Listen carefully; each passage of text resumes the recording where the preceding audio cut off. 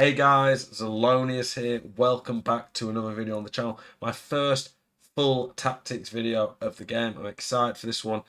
Been playing a lot of rivals, a lot of squad battles. Played probably near 40 games so far. Tried, tested, tweaked a lot of different stuff. I've tried lots of different players, player roles. I've tried, tested out the gameplay a lot. And I'm really happy with this start tactic. What I will say is, if people are telling you this is the best meta tactic, this is breaking the game, this is OP, this is how you have to play, they're lying. They're lying to you. No one knows yet.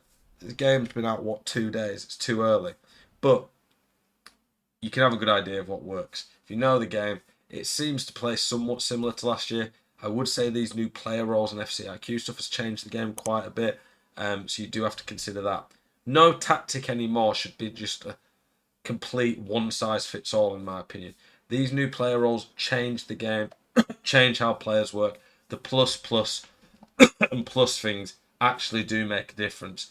I've noticed players with plus really do transition and move better. So you really do want to build a team and you want to build a tactic around your team and players. Obviously, you can build a tactic that you really like the look of and then fit players who fit into that tactic. You can do that, but with the game being where a lot of you have untradeable players, that's the way EA are making it.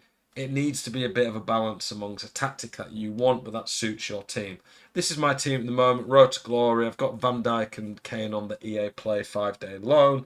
I've got Ivo Gomez who can swap in for Van Dijk as soon as Van Dijk's loan runs out. And then I'm saving for Lautaro and Martinez. He suits my team. We'll have two Martinez's in the team. But I really like this team at the moment. I've just bought Rodri, so I've not used him, but he looks really good. Lamine Yamal, my favourite player, packed him in an untradeable pack.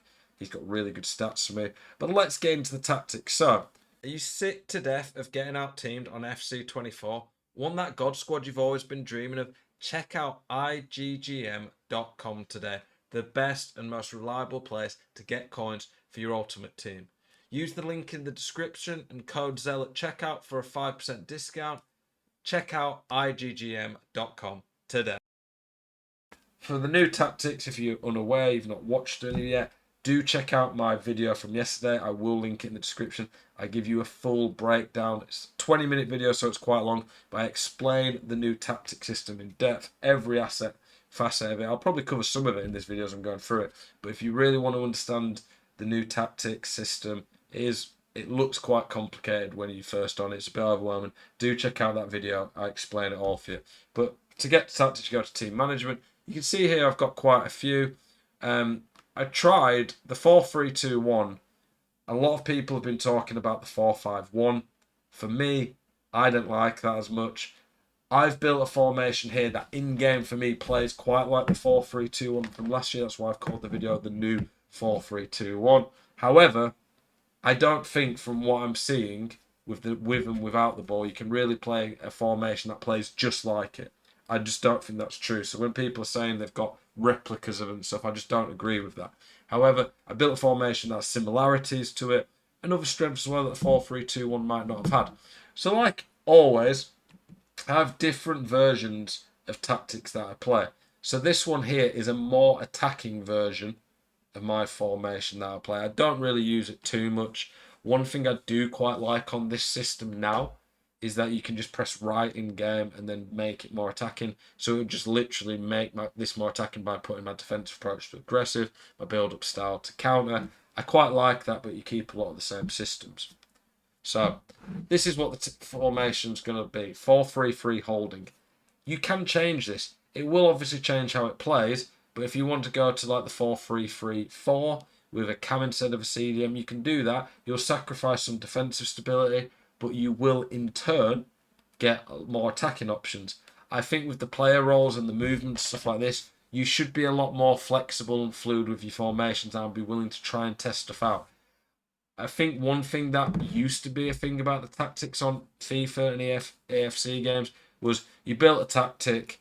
Work rates didn't really matter that much, in my opinion, because the instructions overrode them. There's no instructions now. The instructions for players now are basically the player roles. And if you play a role, they only have one role that's plus, or they've got one that's plus plus. You ideally want to be playing them in that. Would that mean if I had three centre mids who are all playmakers. I'd play three playmakers in midfield. No, you need some balance. You can see in this formation here that it's quite a balanced formation. I'll go through it. But it's not one size fits all anymore, the tactics. When I put tactics out this year, my approach to it is going to be introduce the philosophy of the tactic, the type of players you want in there. But then as I go through each position, talk about some of the different options you could put in those positions. Let me know and please give feedback on this video. It's my first proper tactic. Let me know if anything I say is confusing. Let me know if you get the idea behind it. And by the end of the video, please let me know if you like how I've gone through the formation and it makes sense and it's helpful for you. So, this is what the formation looks like with the ball in game, apparently. It doesn't feel as much as like that. Calhanoglu in game sometimes ends up the furthest man forward and obviously defends quite a bit. Why I say it looks a bit like the 4-3-2-1 from last year is the inside forwards tuck in a lot more than that in game. I don't know why it looks like that. You have a centre mid who gets forward. You still have the midfield who drops back. I've got a full back who's bombing forward a lot more. And then without the ball, Pulisic actually does drop back and defend a bit more because I've got Rodri and Reinders in the middle. Calhanoglu does tend to go out wide a little bit. So it does play like it, but it's not a perfect replica. That's just the honest truth of it. Build-up style, I've gone balanced. I've not really tried short too much. I did a bit, and against good players, if you don't get the ball forward quick enough, it is hard to break them down because the game feels quite slow in my opinion. So I'm quite liking balanced right now. Applying the situational pressure and auto offside traps are really good on this game. You can still track runs in behind, but putting pressure on is really hard to play out against right now, in my opinion. So I'm quite liking a high line. In terms of the roles, I've got a sweeper keeper. I would probably, for this, just pick whichever one your keeper's better at. The roles, I'm going to do a video dedicated to them, going through all of them and talk about which ones I think are the best and the importance of plus and plus plus. I think for any position, keeper is probably the least important because the roles are supposed to basically apply to how quickly they transition, their movements, off the ball, on the ball. Emi Martinez as a keeper, it's not going to make a huge difference. I just think with sweeper keeper, you can see here the activity map. If we do an actual keeper, he just won't come off his line as much. Emi Martinez has the gold playstyle rush out, so you want him as a sweeper keeper. But I don't think if you have someone who's got keeper plus plus, it's going to be a big issue. So again, look at your players. For this, my experience so far of the three player roles, stopper is awful. It's a ball-winning centre-back who will step forward from the defensive line to make tackles, intercept passes and lead the press. I would say in a three-man centre-back partnership, you could have a stopper, and I think it could be good then. But when you've got two centre-backs, I would never be using stopper because they just launch themselves forward and leave huge gaps. With three centre-backs, you can get away with it, and maybe it'll be really good then. But I don't like it in general. I think defender is probably the more all-round one. But if you've got good players with plus plus instead of normal, I'd be using ball playing defender. I wouldn't be using build up. If you look at build up, they can push into the midfield, like he's even pushing up to Reinders then. I don't want him to do that personally. Again, if you had 3 or 5 back, you could maybe do that a bit more. But I like ball playing defend. But if Van Dijk or Bastoni had defender as the plus plus, I'd be using that. I really like this false back. The false back, what I'm finding it does, tucks into the midfield as a defensive mid almost. And when you've got someone like Trent who's got insane passing, it overloads the midfield. And when you've got 3 forwards that he can ping the ball to, it's really, really nice for spreading the play about. And with a box-to-box next to him, it synergizes really well. It kind of covers each other quite well. And he will go and cover the wing quickly generally. Like any formation, if you get caught out in possession, it is going to hurt you. But just be careful with that. But it really does work well. I find I get lots of width. And the box-to-box helps support the lack of width here because you've got an attacking inside forward.